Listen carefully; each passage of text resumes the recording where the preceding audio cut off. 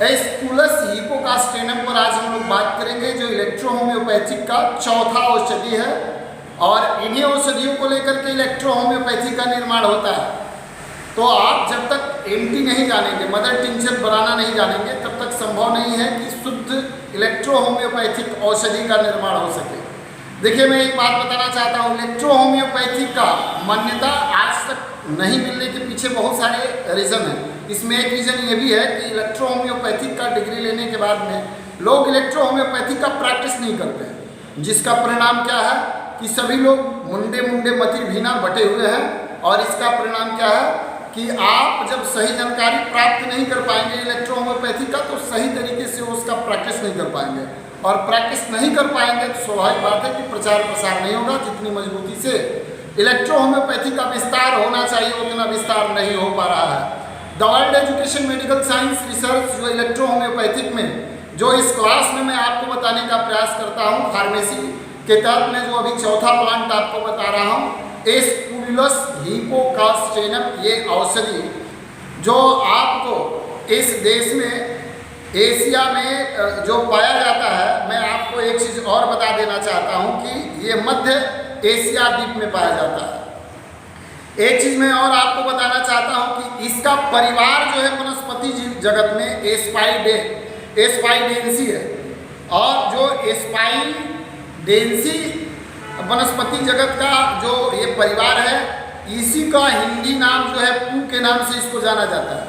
एक चीज़ और आप जानकारी रखिए कि इसका प्राप्ति का स्थान के विषय में मैंने चर्चा किया था, तो मध्य एशियाई महाद्वीप में पाया जाता है। साथ ही यह वृक्ष आपको बताना चाहता हूँ कि ऊंचाई 12 फीट से लेकर के 18 फीट तक होती है।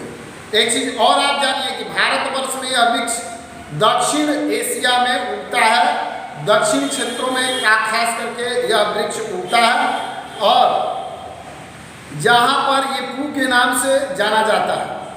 आप अगर इसको सर्च भी करना चाहें उनको, तो गूगल पर सर्च कर सकते हैं।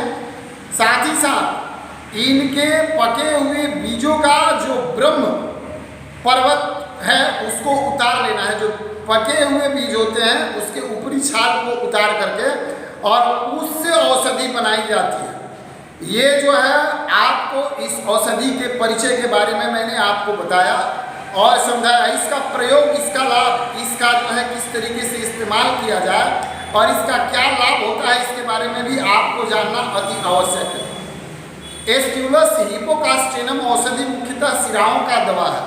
मैं आपको बताना चाहता हूँ कि यह जो भेड़ पर इसका जो प्रभाव है, खास करके पाइल्स के मस्सों पर इसका विशेष प्रभाव होता है। इसका कहता है कि औषधीय गुण, इसका प्रभाव प्राय वेनस सिरा संस्थान पर होता है, जिससे सिराओं के संवर्धन होने के कारण मस्से अथवा बवासीर हो जाते हैं। इसका उपयोग प्रायः बवासीर में किया जाता है।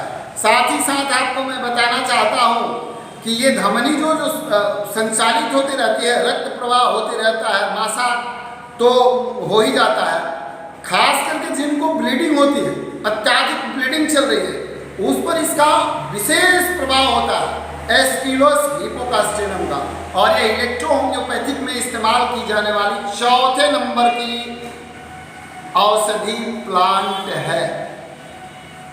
इसलिए आपको इस औषधि प्लांट्स के बारे में विशेष इसलिए बता रहा हूँ ताकि आप अच्छे तरीके से जान समझ लें, और औषधि जब बनाने की भी जरूरत है तो आप उच्च क्वालिटी की औषधि का निर्माण करके रोगी की सेवा करें और यश कृति को प्राप्त करें। अगले औषधि के बारे में अगले वीडियो में